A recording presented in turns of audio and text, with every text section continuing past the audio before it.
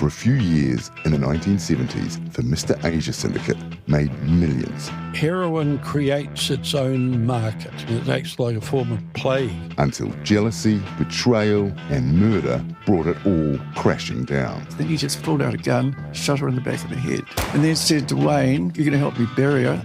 This is Mr. Asia, A Forgotten History. All episodes now available on iHeartRadio, Apple, Spotify, or wherever you get your podcasts.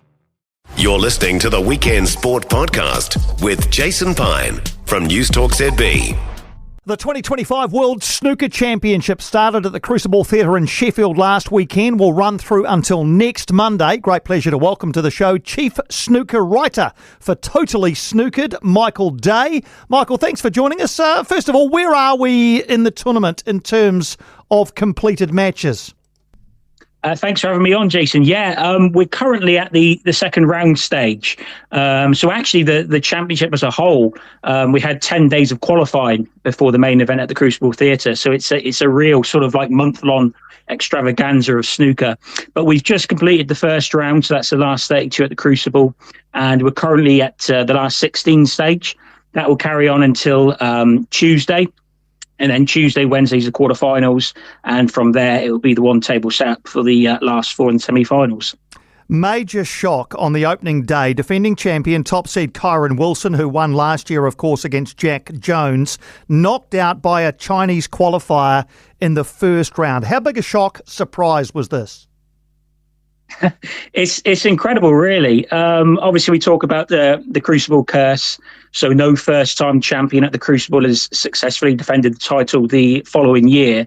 But Kyron, I mean, he was my tip for the tournament. He's been in fantastic form since winning the world title last year. He's taken his game up several levels, won 4 big ranking events this season, and he really was, a pick for many people to win the whole tournament. But Lei Pei Fan, the player he played, is a really good young Chinese player, making his Crucible debut. And he actually won a tournament earlier on in the season.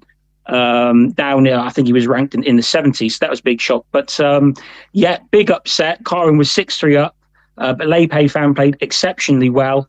Kyron come back at him, but went to the deciding frame, and fair credit to Lei, because he stayed positive, and it really was a big upset.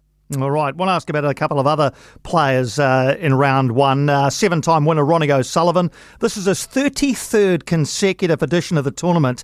He says, though, despite battling stage fright and nerves over the last couple of years, how did he look in round one? Yeah, it's an interesting one because we haven't seen Ronnie since the start of January.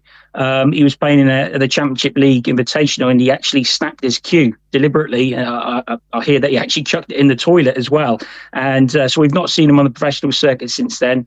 Come back using a new cue, which is quite big for Ronnie because his old cue he'd won world titles with.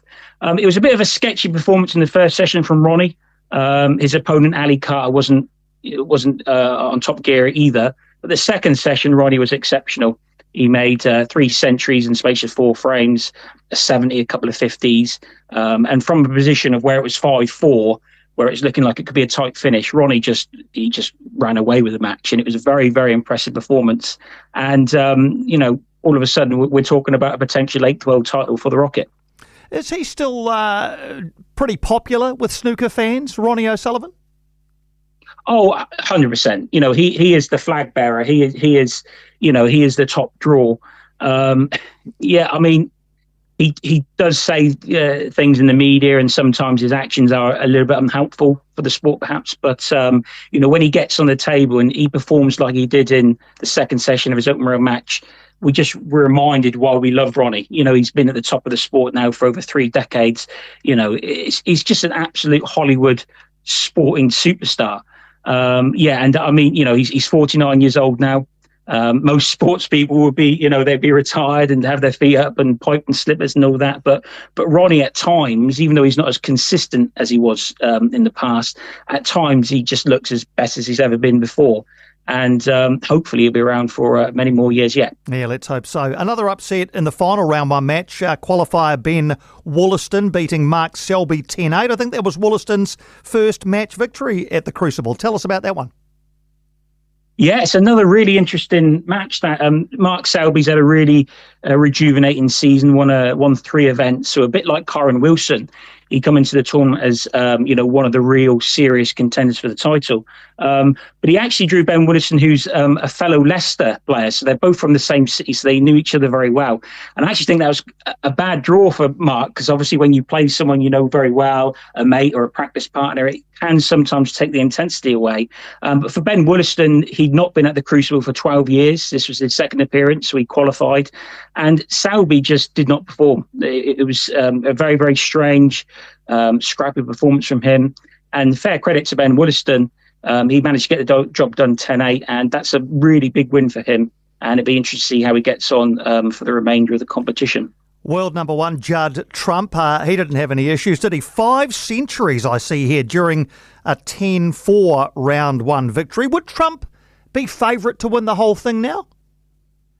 Yeah, again, it's another really interesting point, because he's the runaway world number 1. He's won 3 massive events this season. Second half of the season, his form has been a little bit more patchy, but he comes in, he was a tournament favourite. And it was a bit weird because several other players were sort of being talked ahead of him, but you've got Judd Trump, like I say, he's the world number 1. And his performance against Zhu Yulong was fantastic. He made 5 centuries. He actually equaled the record for the most centuries made by one player in a round 1 match. That just proves how well he is playing. He's actually up to 98 centuries for the season. So if he gets 2 more at the Crucible over the coming days, he actually pockets a £100,000 bonus. So he's also got that little bit of added pressure as well. Yes, he's rightfully the favourite. There are question marks. Obviously, he's won this before, but there are question marks around his reliability over longer matches, multi-session matches. And he's got Sean Murphy in the last 16, so that's a real blockbuster tie.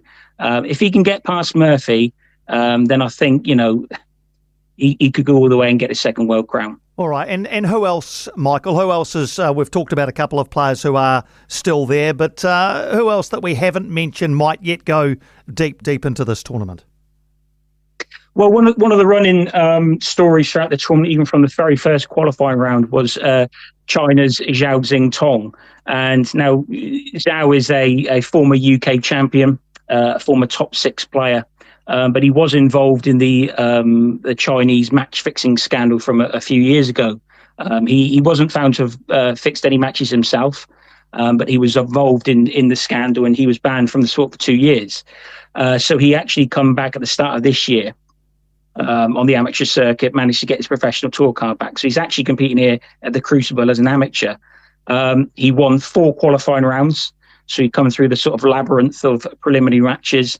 At the Crucible, he beat Jack Jones quite comfortably, really, to get into the last 16. And as we speak now, he's winning his last 16 match against Lei Pei Fan, the player who beat Kyron Wilson. So I think Zhao Xingtong is somebody who I've seen, like Ronnie O'Sullivan, he's likened him to like a Luke Littler of snooker, even though Zhao's a few years older than Luke. So it'll be very interesting to see what happens with Zhao. Obviously, we've never had a Chinese world champion. This year, we've had a record number of Chinese players at the Crucible. We've had 10. Previously, it was 6. So that perhaps sort of shows you with the direction of where snooker's going. But we've got so many other great players there. Like I say, we've got Murphy, we've got Luca Brissell, who won the tournament 2 years ago, Ding Junhui, and another top Chinese player. Class 92 still there, John Higgins, Mark Williams. We really do have a stacked tournament, and it's shaping up to be possibly one of the most exciting World Championships in years. Absolutely. Even hearing the names, it makes you look forward to the week ahead. And just to finish, Michael, the tournament itself, the World Snooker Championship, the setting at the Crucible Theatre in Sheffield, still plenty of prestige, still plenty of interest. Tickets are relatively hard to come by, are they? They're like gold dust. They really are. They get pretty much sold out pretty much a year in advance. It really is. If you've never been to the Crucible, it is a very, very special atmosphere. It is like a cauldron, especially in these early rounds where you've got 2 tables. If you're in the front row, you can actually stick your arm out and touch the player. It's such a fantastic atmosphere. It's an electric atmosphere. Obviously, there's talks and conversations whether the Crucible will still host this tournament because the contract runs out in 2027. and we've had bosses of the sport talking about this last year and this year. It would be a big pity if it was to leave the Crucible, but the fans absolutely love it. The players, this mixed bag because the pressure, the facilities probably aren't what you would expect for a world championship, but that adds to its character, and that's what makes it such a unique test in the snooker and sporting world. Michael, thank you so much for joining us across New Zealand and giving us some really great insight into the World Snooker Championship. We look forward to the second round matches, onto the quarters and the real business end of the tournament. Again, thank you for your time this afternoon. Thank you, Jason. I really appreciate it. For more from Weekend Sport with Jason Pine, listen live to News Talk ZB weekends from midday or follow the podcast on iHeartRadio.